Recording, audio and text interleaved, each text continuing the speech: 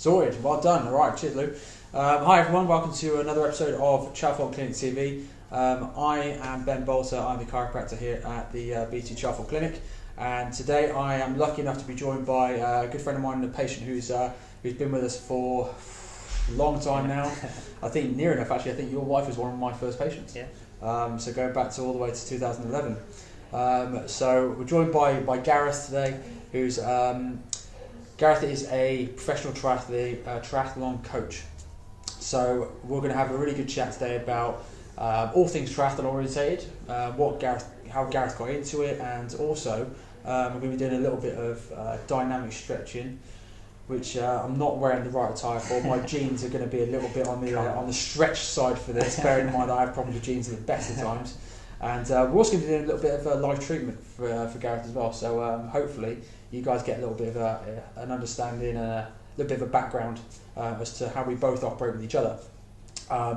So if you are a runner or a cyclist or a swimmer, triathlon, Ironman, anything else?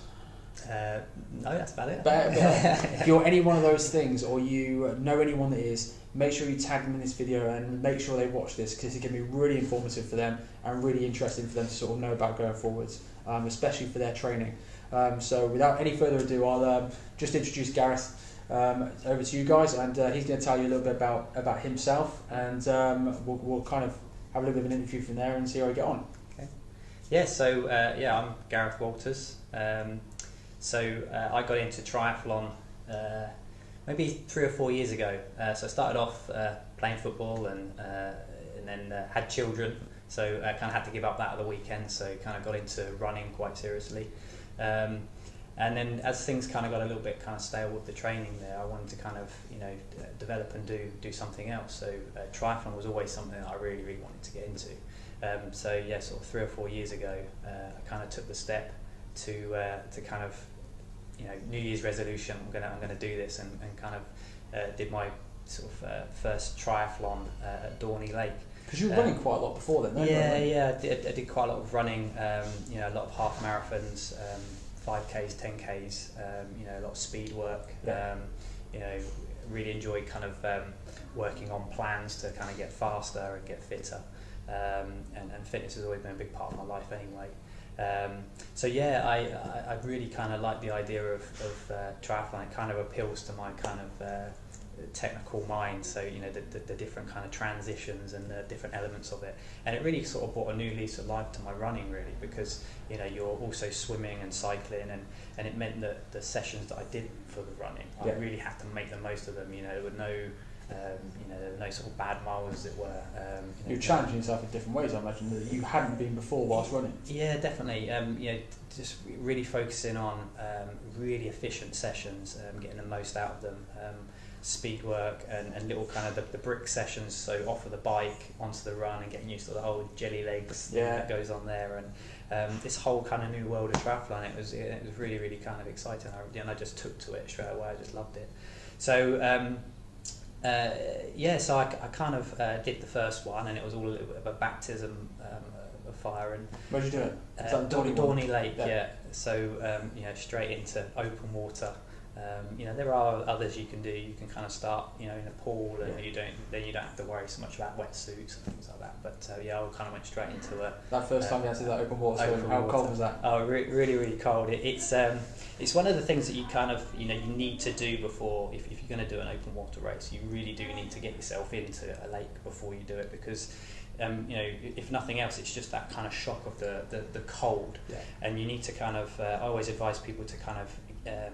Don't leave it till the last minute to get into the water on race day either. Get in nice and early, get kind of accustomed to that because it does take your breath away a little bit, and that then starts to affect your stroke when you start swimming. So really kind of get in and do a few strokes to start with, and really kind of get relaxed and comfortable before you go off, because that can really kind of affect it.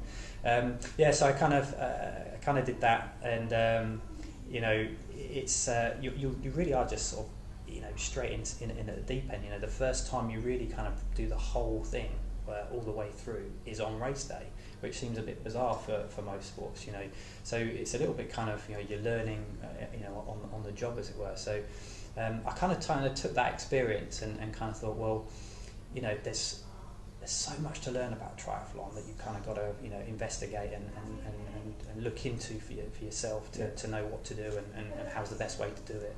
And then there's the sort of training element of how to break it all down with all these different elements. And I could never kind of see the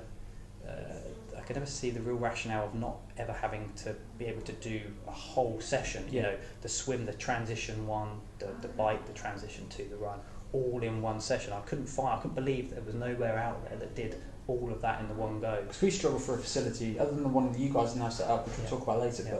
But anything around this area, there's nothing within about a 10-15 mile radius, is there? No. I think there's one in Henley, and then there's one. Well, there's an endless pool in Henley, but they don't have a bike or running or any kind of transition facilities. So yeah, I don't know of anywhere, certainly not locally, that you can go in an hour session or half an hour session, whatever you want to do. You can physically do all 4 disciplines of the triathlon.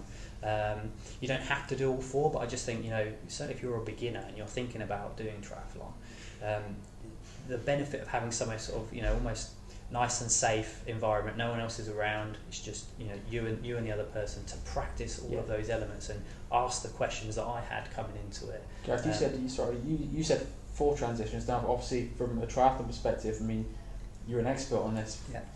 I'm a newbie on triathlons. Yeah. I mean, I'm lucky if I find the patience or the time management to get out and even do a 10k run. Yeah.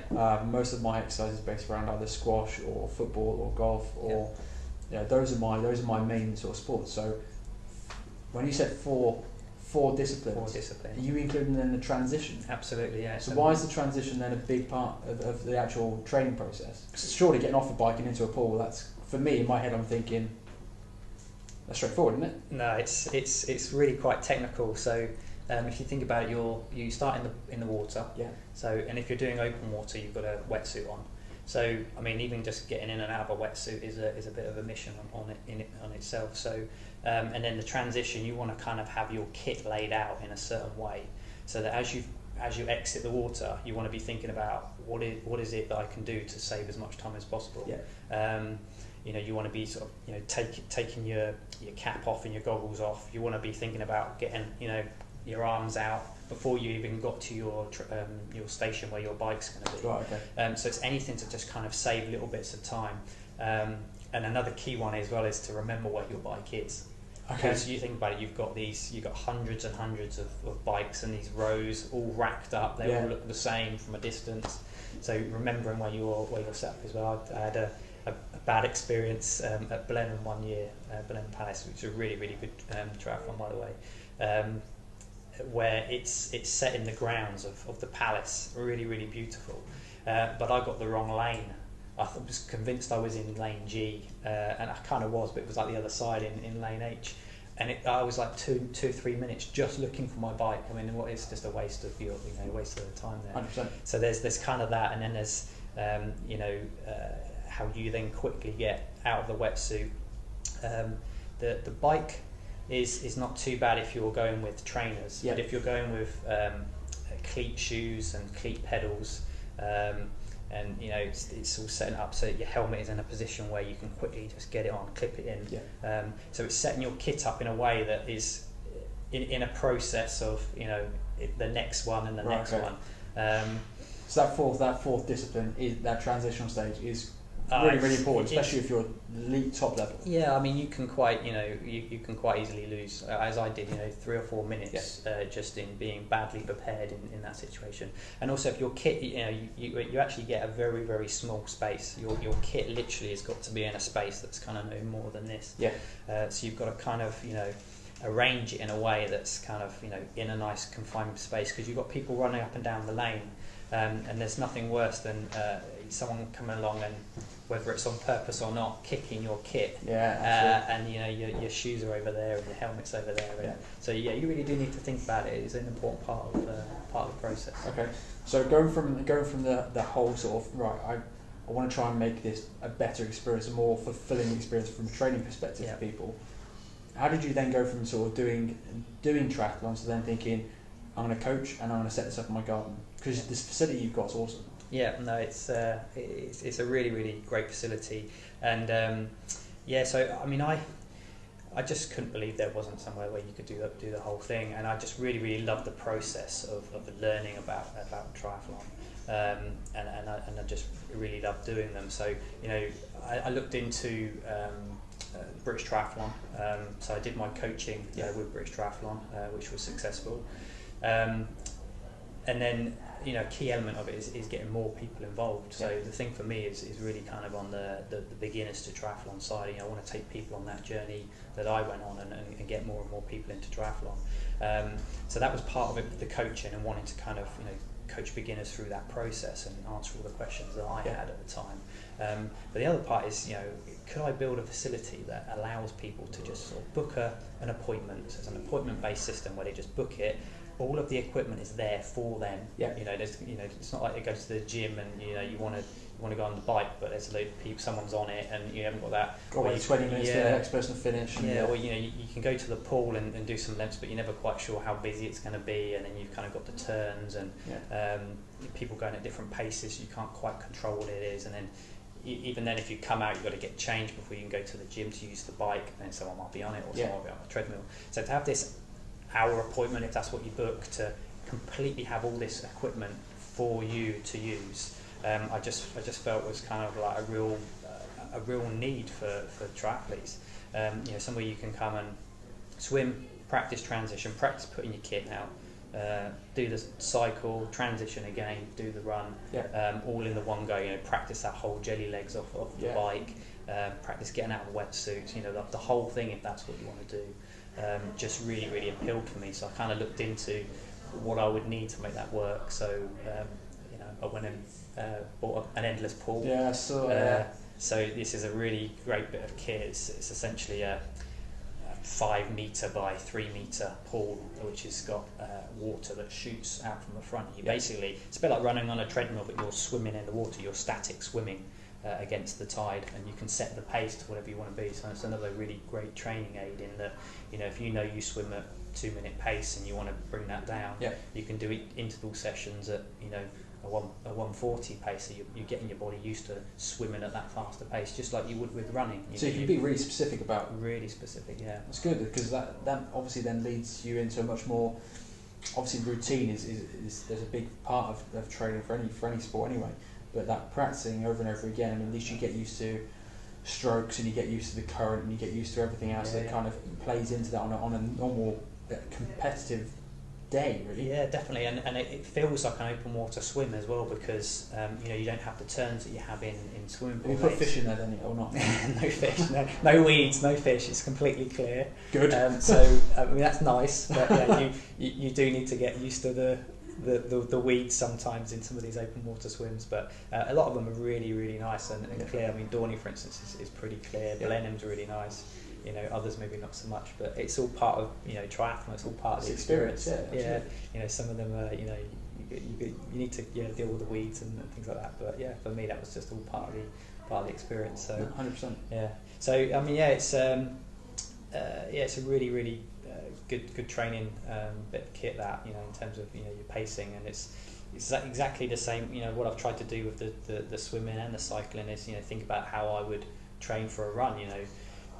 When to get faster, I would be doing speed work sessions. I'd go to the track. I would do 400 meter sets of faster than the pace I wanted to train. So if I'm training for a 5k or a 10k, you go faster. It gets your body adapted to that speed, and then slowly build up the endurance to do the distance at that speed. It's the same with the swimming. You set your pace as you want it. So it's a really good bit of kit, and you don't have the turns like you have in a swimming pool. So I actually find it feels to me like it makes you fitter, because I think with the swimming pool, especially if you've got a 25 or 20 metre, 25 metre pool, you're constantly turning, so actually you're getting a little bit of a breather every time you turn, unless you do the kind of the drop roll. Your pace down, and you've got to pick it up.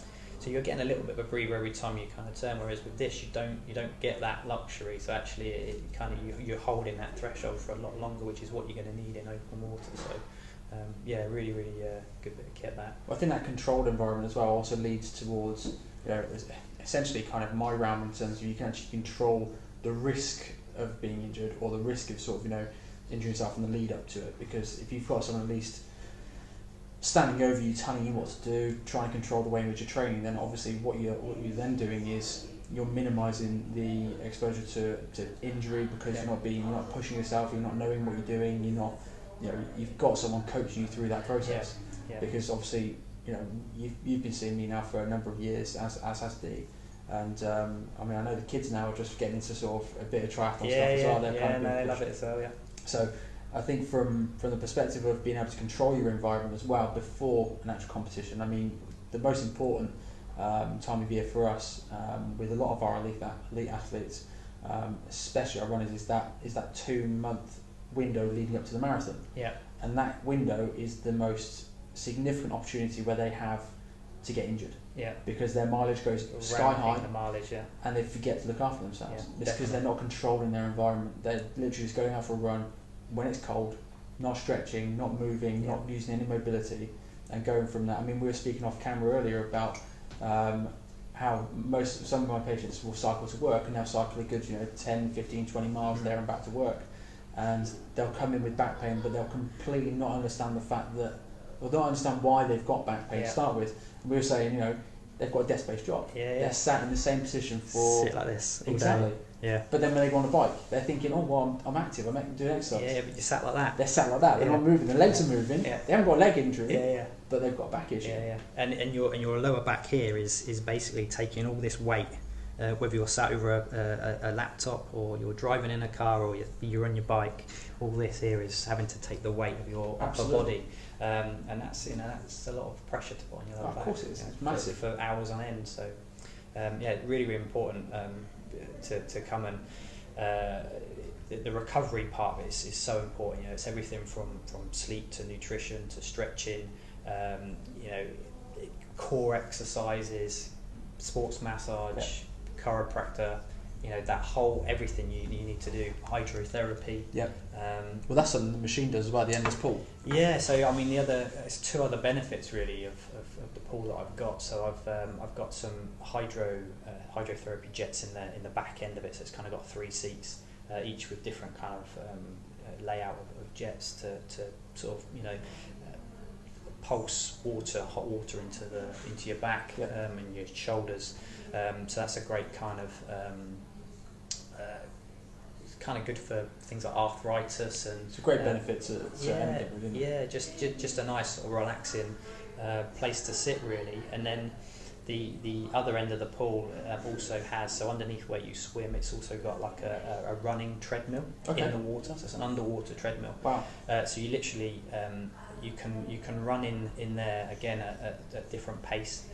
So if you've got a sports injury, or you've just had some surgery and you're just wanting to kind of get back into being active, you can kind of walk on that, or you can start to build up the pace and run on that. So it's a partial weightless environment.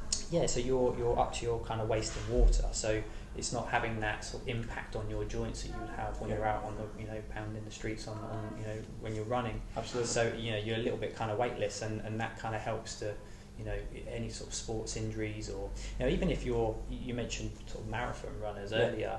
I know that the Brownie brothers, for instance, were using this a lot, where they wanted to get in extra miles, but they didn't want to have those extra miles pounding on their joints, so they would do a bunch of their runs outside and on the road, cross country, but then to up the miles that they needed to do and not get injured, they were doing a bunch of their miles on this treadmill as well. Brilliant. So you can up the mileage without the kind of impact on your joints. So that's a really nice one as well. That's brilliant.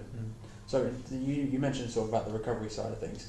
Now obviously from a recovery perspective, we talk an awful lot about sort of static stretching, because static stretching is the most efficient way of releasing and dispersing lactic acid that builds up in the muscle post.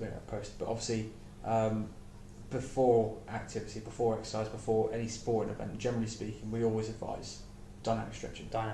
Yes, definitely. Why is that important for you guys? Especially because you go from, it's so difficult surely to stretch every element for a triathlon.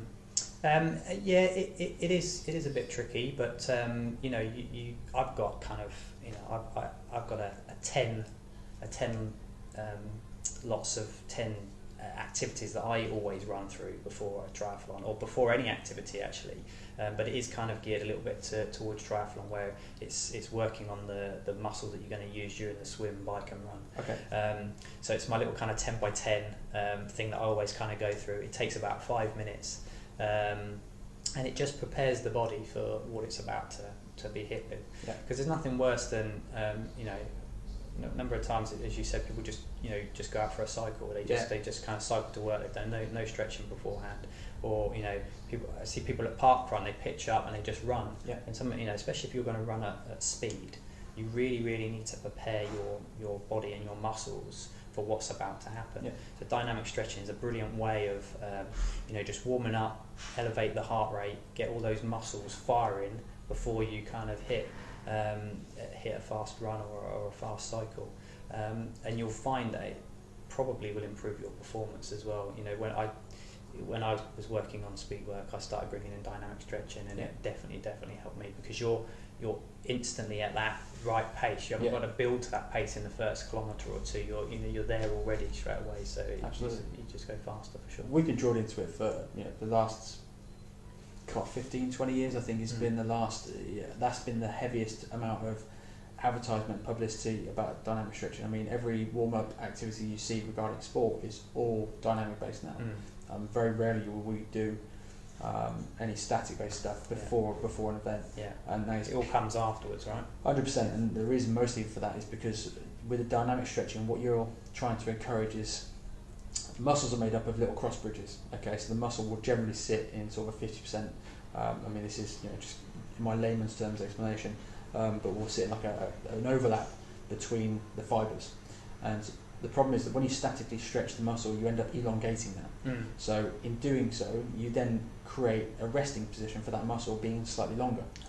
Now in doing so, that reduces the amount of power that it can generate, because obviously you've got a lot further to try and fire the muscle.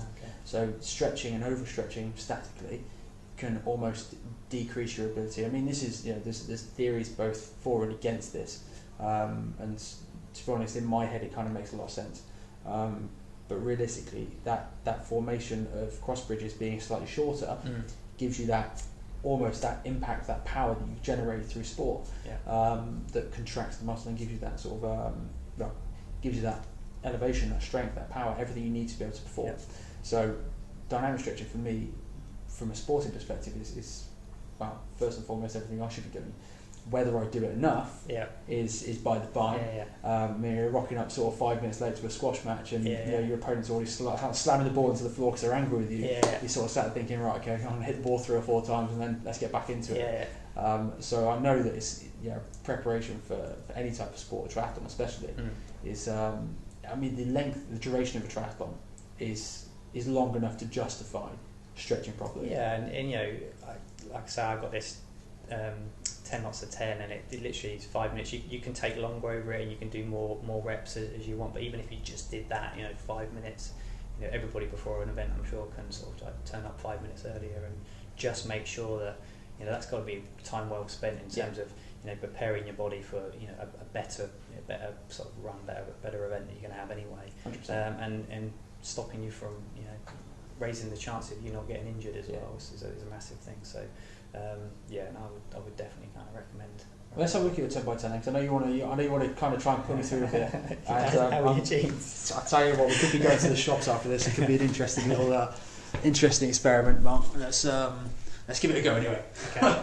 Right, so Lewis is on our dynamic camera situation as well, because we're going to see what's going on. Right, so talk me through what we doing. So ideally, you would have a kind of a 10 metre kind of run. Right. So dynamic stretching is normally you're on the move. So we're going to do it kind of on the spot here. Right. But just think everything that we're kind of doing and showing here, you should be kind of doing this in a sort of a forward motion across about 10 metres, and then kind of walk back and then do the next one. Fine. So but we'll just do it here. Okay. So the first one is kind of high knees. Yeah. Okay. So literally 1, 2, 3, 4, 5, 6, 7, 8, 9, 10. Okay. Yeah. So that's going to be a bit stretchy. It's fine. So normally you do that kind of on the move. Okay. Yeah. And then walk it back in, and then you do heel kicks. Yeah. 7, 2, 3, 4, 5, 6, 7, 8, 9, Okay. Is it all about the speed, or is it about just literally going through the movement? For you, anyway. Because I know for me, what I'd be inclined to think about is just getting flexibility through the muscles rather than the actual speed of it. I think it depends on what you're doing. I always tend to go quite fast with them because this for me is if I'm about to do, say I'm doing 5k park run, I want to do that quite quickly. I'd want one of these muscles firing really, really quickly. Okay. So I would be doing it really, really quickly to get that motion of that's what you're about to do in terms of your run. Okay, spot on. Okay, so then I would do lunges. Yeah, walking lunges. Walking lunges. This is definitely going to be a bit of a it's going to be a trip to the shop moment. But yeah, so walking lunges, literally straight line, right? Keeping your what we call dynamic lunges, which is obviously where you go forwards, push back. You're on about going for the full 10 metre length all the way forwards. Yeah, all the way in that motion, just walking the 10 and then coming back, walking with the 10. And then you can kind of do some sideways ones as well. Okay. Well, so it's like a normal lunge, but you can do it kind of on the move, so you can, almost. Okay, it's like a sideways squat almost. Yeah, it's kind of like with a bit of a rotation involved. Yeah. So do those for the 10 metres and come back as well. So to prepare you for the swim, you can do a bit of arm. Yeah. So 10 of the forward ones. Bit of arm cycles. Yeah. Get them going around. Arm rotations. And then you can do 10 backwards ones. Yeah. Again, all about the speed or about movement? Bit of both. Bit of both, I think, with this one. Yeah. All right. So then I would do. So if you've got a tree or a partner. Right. Okay. So forward legs. Forward legs. Yeah. So as high as you can kind of get them. Put the stretching under here. Yeah. So even if you just do 5 on one leg, 5 on another. Okay. I'm kicking the wall. And then you can do some sideways ones as well. Okay. So we've got the room out to the side. Yeah. So you're really putting in from under the groin here. Yeah. I feel like it's kind of like a date night type of thing, isn't it? Okay. Make sure your partner's the same as you are. Yeah, definitely. Get a tree, whatever you need to do. And then I would finish off with 2 lots of strides. So over the 10 metres, and I would start with sort of a medium pace, and then I would finish on a fast pace. So here we'll just do like running on the spot, but I'd be looking for like 10 seconds or 10 metres of sort of medium running on the spot. Okay. And then walk it back in, and then I'd go for a really kind of fast level. So are we talking like half pace to 3/4 pace then, or? So medium, I'd go, about half to 3/4, and then the last one I'd really kind of put that in, really get everything firing, ready for the start of your event. Awesome. And it's quite a nice, elevates the heart. Of course it does. It really kind of gets you warm, gets you ready. It's dynamic stretching. It's supposed to increase your heart rate. It's supposed to do all those things, and I think that's the one thing we forget about sport is that any sport we forget that important bit, that bit before you actually compete or actually do anything is so relevant to what you're about to do to prevent injury, but also to increase your performance. No, 100%. Cool. That's good. That's it. 10 lots of 10. Okay. Very, very quick. 5 minutes. All right. So now we've done your stuff. What's broken on you? What do we need to fix on you? So I always have. I sit at a desk a lot. I always sit on a bike a lot. So I always get problems with my lower back here, and I always get problems with my neck is always sort of stiffened up a bit. Okay. So yeah, lower back, neck. That's kind of where I have the major problems. All right, cool. If I'm sat on a bike for a long, long time, I did London to Paris in September. I found I was getting some niggles down the centre here, just because your arms are just in this position all the time. So getting some of these stretches going on to really widen out here. But that's only if you're on the bike for a long, long time. Normally it's neck and lower back for me. Cool. Let's get a picture then. So right. We'll grab the microphone and we'll go through to the treatment room. Let's bring that around there. Right. So.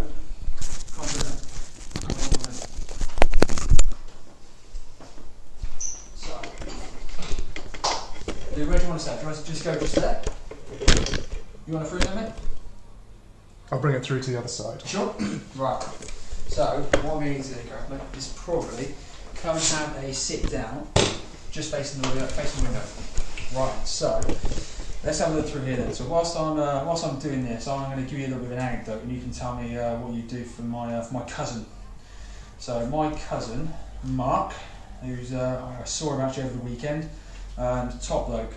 And a few years ago, he did a cycle, quite a long one, from just south of Oxford up to Birmingham to raise money for a charity that he was doing an event for. This is the first time he's ever been on a bike, and he goes straight into the event. All right, and he doesn't do it on a proper bike. He does it on what I would call a normal family mountain bike. Okay. And he's done this whole thing on I can't remember how many miles it was. I mean, it was quite a significant amount of mileage. And for about a week, he was a bit of a broken man. His arse was killing him. I saw a man do the Blenheim Triathlon last year on one of those, you know, those bikes you take on the train where they fold up. Oh yeah. He did it all on one of them, and it was pretty impressive. Okay. And some of the hills were like, how was he getting up there with that? Well, yeah, exactly that. You just, I've no idea how they do it. Right, let's get you just on your tummy a second, mate. So what we're going to do is going to loosen off your top part of your neck and shoulder area, okay. So CT junction, yep. Which is a little bit stiffer on the left than it is on the right. But we're just going to have a look at both. So we come through there, and then nice job. You always do. The head and shoulders. We've done this many times. Just let head and shoulders go nice and floppy. I'm going to do all the work. So we go across, do a push, spot on. Good. Good, alright? Yep. Still weird, isn't it? 5 years later, it's still weird. Yep. Yeah. Same thing, get nice and loose, just going to come across to the side, bit of a push at the end. Perfect. Beautiful, beautiful. Right. I love inflicting pain. I love inflicting pain, honestly. You couldn't do this job unless you're a little bit of a sadist, I swear. Anyone who tells me otherwise is lying. Okay. Just through the middle of there. Big breath in for me. As you breathe out, nice and loose to the shoulders, good. Spot on, good. Right, nice and easy that was. Now then, muscle wise, when was the last time you had a massage, mate? Too long ago. Too long. We're talking months, talking years? About 3 months ago. Okay. So, muscle, right hand side, lower back, bit solid. Yep. Left side, absolutely solid. Okay. Now, you'll often find that the muscle, the lower part of the back, will often be as tight as the opposite bum muscle. So we're talking, yeah, just across there. You feel that? Yeah. A bit tender. Okay, what I'm going to get you to do then, mate, kind of lie, left hand side facing me this way. And Gareth's not the worst patient. I've got a lot of patients that kind of moan and scream and cry and all sorts, but you'll often hear a little bit of cracking and stuff. You might be able to hear a little bit on the microphone with Gareth's lower back, because he's got quite a noisy lower back. Right. Nice and making sure that I'm just going to drop the knee down with me, nice and loose as we can. There we go. See, nice and loud, both him and his back. Alright, and same with that side. Just going to bring the shoulder underneath. Now this is the one that's a little bit stiffer, okay. So this one could sound a little bit more, what I call clunky as opposed to clicky. So, just from there, shoulders going to stay back. Big breath in for you, all the way down. Good, all that. Oh, spot on. Good stuff, well done. Right, let's get you sitting up a second. Now, normally we do a little bit of massage and a little bit of soft tissue work and a bit of what we call post-isometric relaxation stretching, yeah. A bit of PIR. But for the sake of the camera and boring people to tears with just holding a stretch for a period of time, we'll do it later after the camera's finished. Okay. But, okay, let's just have a look at that again. Good. Nice and loose to the bottom of the neck area, spot on. Top of the neck's a little stiffer, it's not one side, we'll have a look at that in a second. Yeah, you can try and do it yourself, you won't get anywhere. Through there. So my cousin, if you go straight into this bike challenge, what advice do you give people about sort of about seats and sitting down for too long, especially on their first triathlons and their first cycle rides? And you know, is there anything they can do to kind of prevent as much wear and tear on their arse as you can? So, I mean, with triathlon, you can buy tri suits and you can buy tri shorts. With padding, yeah. So you can get the padded shorts are really, really good. Okay. I mean, you can go padded seat as well if you wanted to, but a lot of people don't tend to. They'd rather have a saddle that gives them a bit more speed. Okay. So your kit's quite important. But really, you know, there's so much you can kind of read up on these things. But to be honest, it's to do with time on the saddle. You really, the only way you can kind of get used to it is to spend more time in the saddle. Okay. You know, you really have just got to, you know, I wouldn't recommend anybody goes into an event like that just within the first time. Like Yeah, you no. did, you know. He's not the most prepared of guys. Yeah, so yeah, you've really just got to, you know, the only way really is just to get out there and get on your bike. You know, there's all sorts of technique stuff you can learn and all the rest of it, but at the end of the day, the biggest factor is going to be physically hours in the saddle to kind of get used to it really. So Okay. you know, that's the recommendation. You just get out there and do it beforehand. Don't let it be the first time. Good. It's going to be useful for a lot of people out there, because I know there's going to be a few over the next sort of couple of good minutes on. Yeah. There's going to be a few people over the next sort of couple of months that will try and sort of get into their first Yeah, and this time of events year. This time of year is really difficult as well. With you know, it's not so easy to get outside. So you know, if you do have access to some kind of static bike, spin classes, so Triwell has a watt bike pattern that people can kind of spend half an hour, 45 minutes, an hour just spinning, getting used to being in the saddle. You can buy turbo trainers for your bike to set up on and do Swift. Use Swift, the Swift app as a way of keeping things a little bit kind of fresh and racing other people virtually. Like the Garmin's do for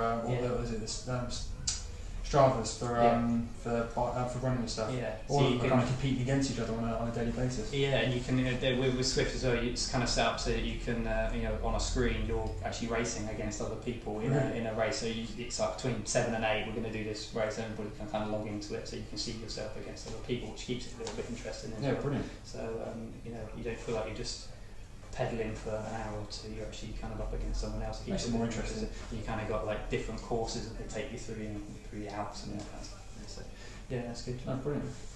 Good. Cheers, mate. Appreciate you coming in. Thanks very much. Cheers. Any questions at all there you want me to go over? Everything all right? Spot on. Absolutely spot on. Cheers, guys. Thanks for joining us today. Thanks to Gareth for coming all the way out just to have a good chat with us and do a bit of treatment, a bit of dynamic stretching. Hopefully you found that interesting. If you did, and you know anyone you might think will find this interesting, like this post, click, share, do whatever you want with it. It'll be on our Facebook page for the best part of the next couple of years. So don't worry about sort of missing today. Next week, I think we've got a week off, and then we're going to be live again in about 2 weeks today, and we'll confirm sort of guest lineup for that near the time. But again, thanks for joining us, guys. Enjoy the rest of your day. See you later.